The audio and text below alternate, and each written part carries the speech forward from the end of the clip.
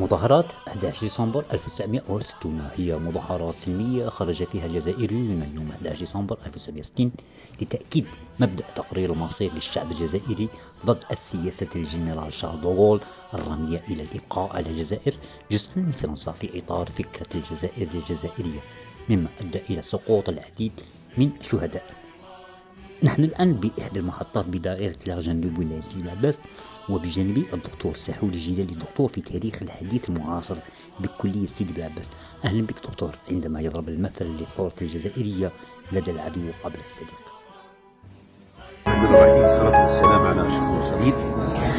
نحضر اليوم للاحتفاء بذكرى 61 لمظاهرات 11 ديسمبر 1960. هذه المظاهرة التي تعتبر محطة من المحطات التاريخية التي عرفتها الثورة الجزائرية المباركة. الثورة الجزائرية المباركة التي انطلقت في الفاتح من نوفمبر 1954 وتوجت باستعادة السيادة الوطنية المفقودة بسنة 1830 بإبضاء ما سمي باتفاقية إيفيون 1962 الذي أعلن عنه في 18 من مارس. على كل، هذه الذكرى كما قلت هي أحد المحطات التي تمثل في تاريخنا المجيد بأنها مسمار دق في نعش مشروع الجنرال شارل دوغول.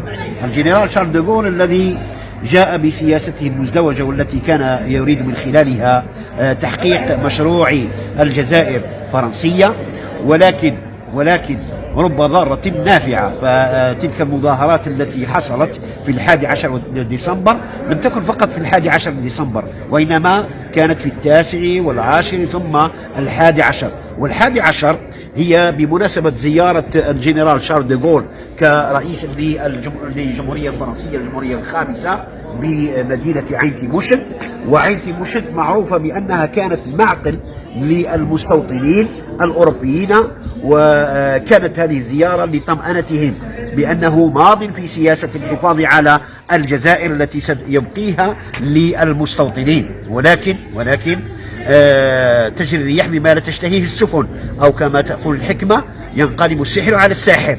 فهذه المظاهرات كانت من تنظيم جبهة التحرير الوطني، والتي أعطت الضوء الأخضر للمنظمين المدنيين بأن يرفعوا شعارات وطنية، وهي الجزائر جزائرية، رفع العالم الوطني، إلى جانب شعارات أخرى منها شعارات التي تمجد أبطال الثورة، خاصة قادة الثورة الخمسة الذين كانوا بالسجن.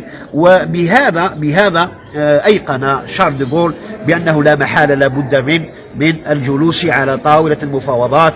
وكانت هذه المحطة مظاهرات 11 ديسمبر 1960 بداية للعودة للمفاوضات والجدية في طرح ما هو خاص لوقف إطلاق النار بين الطرفين.